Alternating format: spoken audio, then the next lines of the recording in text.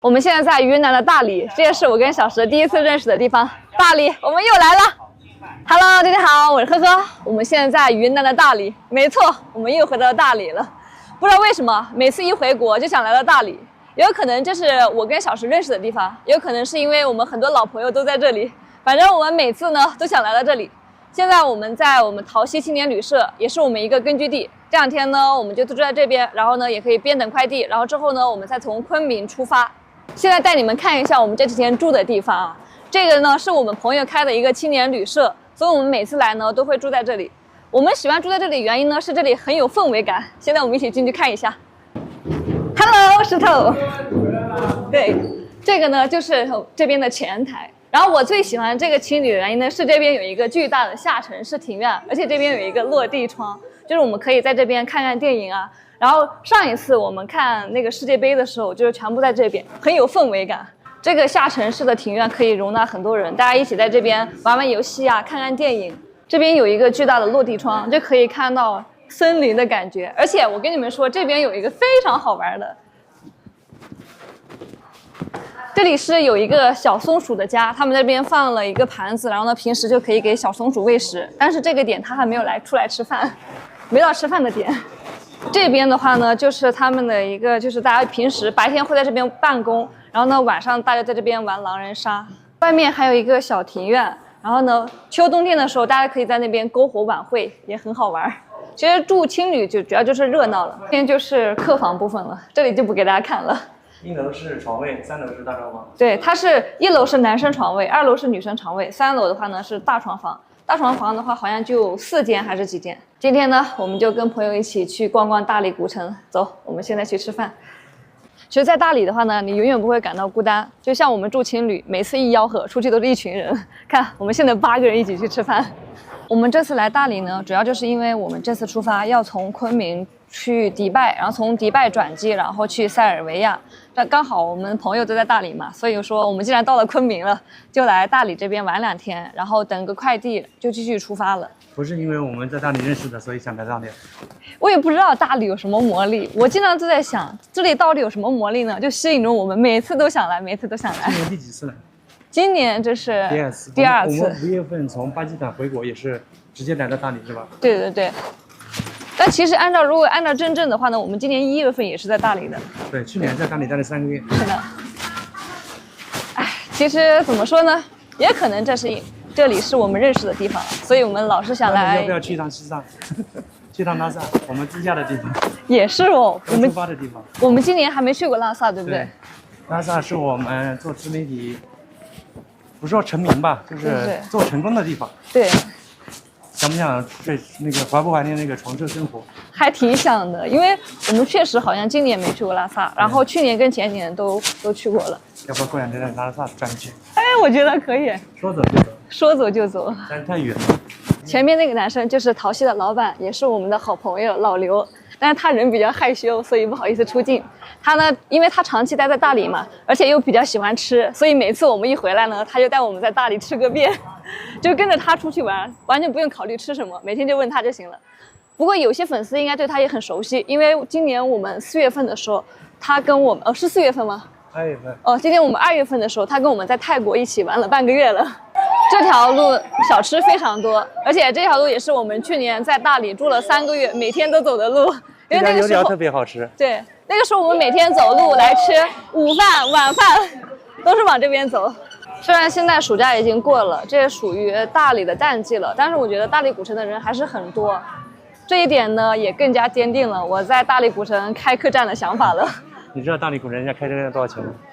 我听他们说应该是100来个 W 吧。开不起。再看吧，反正明年再计划一下。但是昨天我们跟几个自媒体同行在这里聊天嘛，就是他们几个呢都在这边开了小院子了，而且都很卷。哎，我觉得我这个要考虑考虑。你不用开了，你就在他们那边住吧，每个客栈住1个星期。但是我是想说，在这里有一个归宿，有一个那个据点，你知道吗？不一样的。再看明年我们2个打算看一下，把所有的资产清一清，看一下能不能开一个。开1间房够了。哎，这个小狗好可爱啊，这么大一个，而且它还坐这么粉粉的车。哇，哇，有100斤吧？我觉得他都有，他那个开车的人那么大了。小石记不记得这个大理一中的食堂？快餐是吧？对啊，我们之前来的时候来这边真的是太便宜了，但是现在这个点他已经下班了。但是我们自驾的时候经常在大理经常吃。对，一顿饭不要10块钱，对吧？应该就是3、4个菜7、8块钱左右一个人，很便宜的。那个时候大家经常来这边吃饭。这里有一个大青树咖啡，我们下午的时候经常在这边喝下午茶、喝咖啡，然后聊天，很热闹的。今天晚上8点钟有一个乐队表演，等一下我们可以来看一看。我记得你那时候跟佩奇2个人来，不是因为喝咖啡吧？因为里面有个服务员。对，是里面有一个做咖啡的小哥哥，很帅很帅。那个时候我们天天为了看帅哥来这里喝咖啡的。长得像谁的？长得像于晓彤，就是演那个《少年宝玉》的那个人。那时候我们天天来这看。小石，你记得这个建筑吗？哪个啊？这个。当时你在洱海边拍完照，然后呢把我带到这边来拍照，最后就把我骗到手了。就是在这里。哎，一晃好多年过去了。对啊，就是这家，每次来都好多人，感觉已经坐满了。现在我们吃了好多40家烤肉。对。坐哪？他们在找位置。坐哪？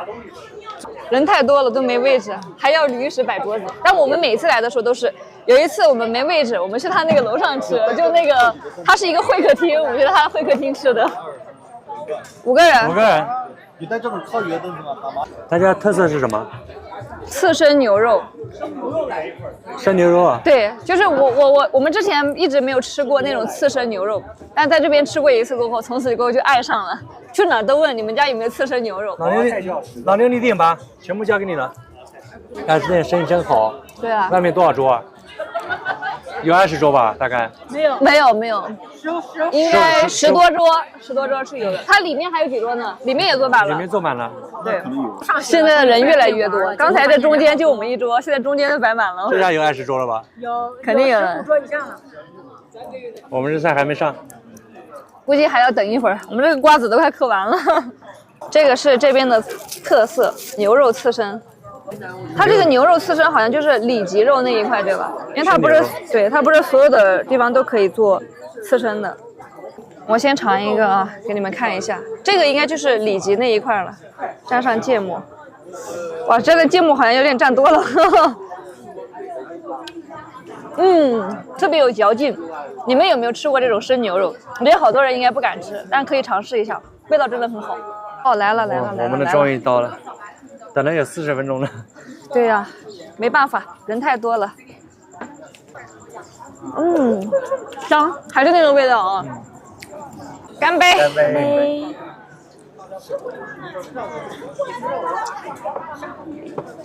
吃这个大鸡翅。哇塞，这个大鸡翅，这个翅膀烤得很焦。它这个骨头可以直接嚼的。吃一遍。我们提前给你发。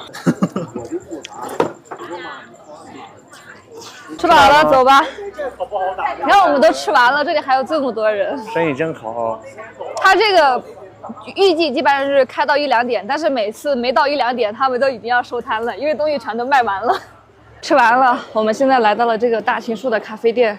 这大青树咖啡店每天都很热闹，等一下晚上这边会有个演出，我们在这坐着等一会儿。这边白天卖咖啡，晚上还有一个小酒摊。因为晚上的话呢，大家都很喜欢就是喝点小酒啊，然后感受一下这边的氛围。好，我点了一杯迷迭香，刚才听老刘说了这边很好喝，其实我都已经好久没有喝过酒了，但偶尔小酌一杯。其实大理这边就很多穿着很个性的女孩子，就是男孩子。就是我觉得我喜欢大理的原因之一，也是因为它的包容性很强。就是你在这边看什么稀奇古怪的东西，你都不会觉得很奇怪。乐队现在要准备开始了，人的感觉已经坐满了，这氛围好好哦。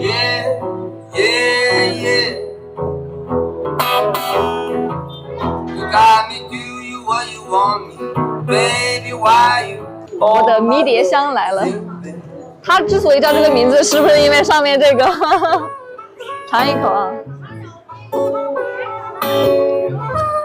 还好哎，我觉得酒味不浓，就一点点，更多的就是百香果的味道。小生，你看那边都在拍，其实说真的，大理古城真正热闹的时候呢，是在晚上12点过后，就游客散去。这个时候呢，在大理长期旅居的玩咖他们才开始出动，所以这个时候也是大理夜生活真正开始的时候。你会看到各种稀奇古怪的事情。下一期我们一起带大家看一下大理古城晚上12点真正夜生活是什么样的。我们今天就聊到这里了，大家下期再见，我们拜拜。